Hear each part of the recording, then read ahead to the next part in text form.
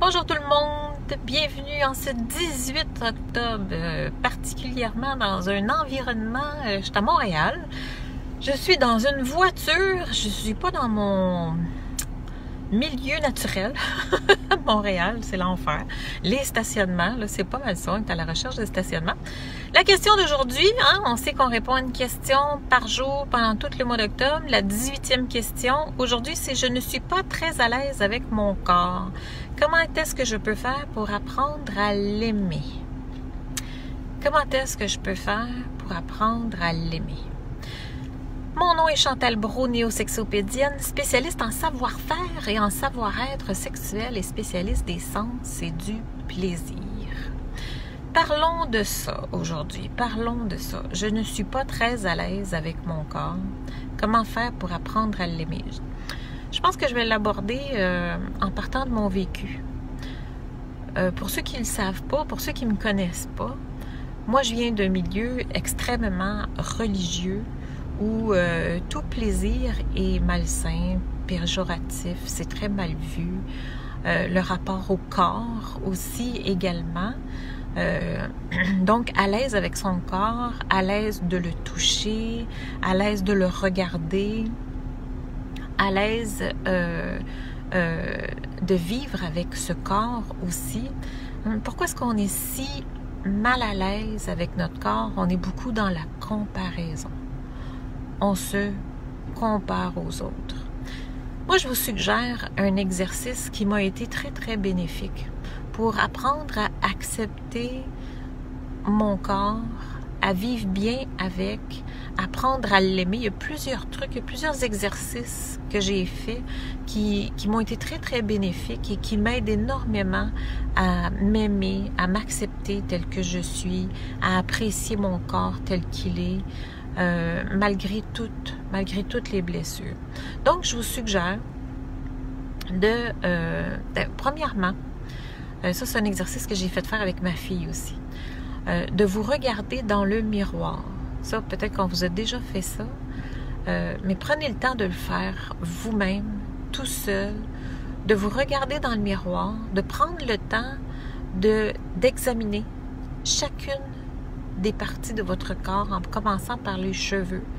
Vos cheveux, le front, les sourcils, les yeux, descendez tranquillement et trouvez des commentaires positifs à faire sur chacune des parties de votre corps. Fait à place de focuser sur le négatif, de focuser sur ce que vous aimez pas. Parce que ça se peut que votre corps, là, il y a 95% dans le fond que vous aimez, puis il y a 5% que vous aimez pas, mais vous focussez tellement sur le 5% que vous ne voyez plus rien d'autre. Donc, renversons la vapeur, examinez-vous, prenez le temps de vous regarder et dites-vous des commentaires positifs sur chacune des parties de votre corps, ce que vous appréciez, ce que vous aimez, afin justement d'éliminer le négatif qu'on entretient. On entretient ça trop. Et une autre façon de voir les choses différentes, parce que, tu sais, quand on n'a pas de miroir, on ne se perçoit pas de la même façon que quand on croise notre image dans le miroir de façon régulière. Et il y a des miroirs qui sont pas fins, qui ont tendance à nous montrer moins beau, plus magané, plus rond, avec plus de voluptuosité, en tout cas avec tous nos défauts, tout ce qu'on trouve de nos défauts, c'est ça qu'on regarde, puis c'est juste ça qu'on focus. Donc, je vous invite à faire l'expérience. Ça, si ça vous tente, je le fais faire en voyage. Si vous venez avec moi là, à Caillou-Largo cet hiver, en février, pour la Saint-Valentin, c'est quelque chose que vous allez expérimenter parce qu'on va reprendre contact avec nos sens. Faites l'exercice de perdre la vue, de vous mettre un bandeau pendant une demi-journée, ou pendant une journée, ou pendant 1 heure, ou ne serait-ce que pendant votre relation sexuelle, de faire l'exercice de vous mettre un bandeau pour vivre l'expérience de la perception. Ce que je vois et ce que je perçois est vraiment très différent. Vous allez voir que on ne voit pas, on ne perçoit pas les choses de la même façon que l'œil. L'œil va voir et selon sur quoi il va focusser. Moi, je sais bien, là, je me souviens là, quand j'étais jeune, quand j'étais à la petite école, je focusais tellement sur mon nez, qui était tellement gros, j'étais tellement focusée dessus que je ne voyais que ça. Même que je regardais en avant et la seule chose que je voyais, c'était mon nez tellement qu'il me fatiguait. Puis un jour, j'ai décidé que c'était assez. Je me suis regardée dans le miroir, je l'ai regardé et j'ai dit, ben, il n'est pas si pire que ça. Il est bien, il est beau, il est rond, il n'est pas déformé, il est pas, tu sais, bon. Fait que j'ai commencé à lui donner des qualités, à l'accepter, puis finalement, pouf, ma vision, elle a changé. Et le fait de le faire les yeux fermés, vous fermez les yeux et vous explorez le corps, les yeux fermés. Touchez-vous. Touchez votre corps. Il est à vous, ce corps-là. Il vous appartient. C'est votre véhicule, le seul que vous allez avoir toute votre vie. Si vous ne l'aimez pas, comment pouvez-vous vous attendre à accepter qu'un autre l'aime? Ça ne veut pas dire que quelqu'un ne l'aimera pas. Ça veut dire que vous n'accepterez pas que quelqu'un d'autre puisse l'aimer parce que vous ne l'aimez pas. Accordez-vous ce droit-là.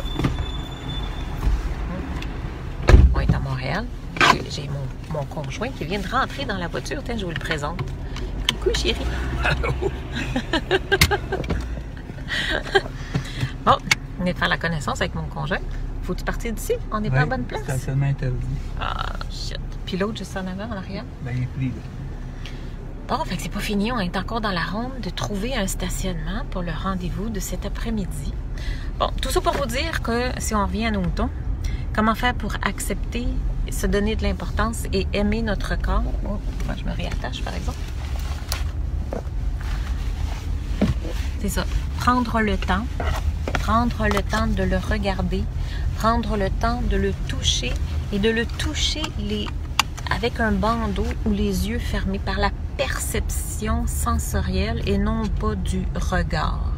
Parce que le regard ne voit pas la même chose que l'on perçoit. C'est bon, ça c'est un très très bon début. Moi, je vous invite à commencer par ça. Vous allez voir une bonne différence. Et après ça, on verra peut-être pour faire autre chose. Mais je pense que ça, là, c'est déjà un très très bon début. Donc, si vous pensez que ça peut servir à quelqu'un, je vous invite à partager la réponse d'aujourd'hui. Et la question de demain, c'est « Je viens trop rapidement. Comment faire pour durer plus longtemps? » Bon, on s'entend qu'on va parler d'éjaculation rapide.